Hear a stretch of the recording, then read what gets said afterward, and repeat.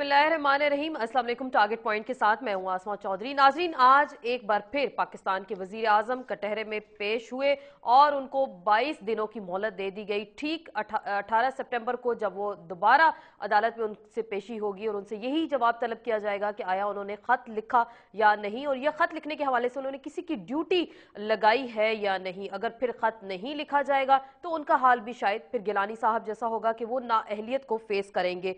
आज के प्रोग्राम में इसी हवाले से बात करेंगे कि अगर हुकूमत ने खत लिखना ही था तो गिलानी साहब जो रोना रोते हैं कि उनको क्यों कुर्बानी का बकरा बनाया गया, और जो 22 दिन की मोहलत मिल गई पाकिस्तान पीपल्स पार्टी को, क्या बीच का रास्ता निकलेगा, क्या दरमियानी रास्ता निकलेगा, या फिर जो वजीर आजम ने ये सोच विचार का जो टाइम ले लिया, इस सोच विचार में वो क्या करेंगे। इसी पे आज के प्रोग्राम में हम बात करेंगे। और पीपल्स पार्टी क्या वाकई खत लिखने पर तैयार हो गई है, और सदर आसिफ अली जरदारी के वो अल्फाज कहाँ गए कि कम वोट में कुछ भी हो जाए, खबरों का ट्रायल नहीं होने देंगे, खत नहीं लिखेंगे। अब अगर पीपल्स पार्टी खत लिख देती है, और बकौल गिलानी साहब जो कि निजी महफलों में ये जिक्र करते हैं कि अगर खत लिखना ही था तो फिर उनकी क्यों कुर्बानी दी गई। इन्हीं बहुत सारे अहम पॉइंट्स पे एतजाज एहसन साहब के साथ आज हम खुसूसी गुफ्तगू करेंगे, जो कि कोर्ट के मामलात पे बात भी करेंगे। अदलिया के हवाले से वो क्यों सख्त रवैया अपनाने पर मजबूर हो गए, क्या उनको लग रहा है राजा साहब की भी नाअहलियत सामने है, पीपल्स पार्टी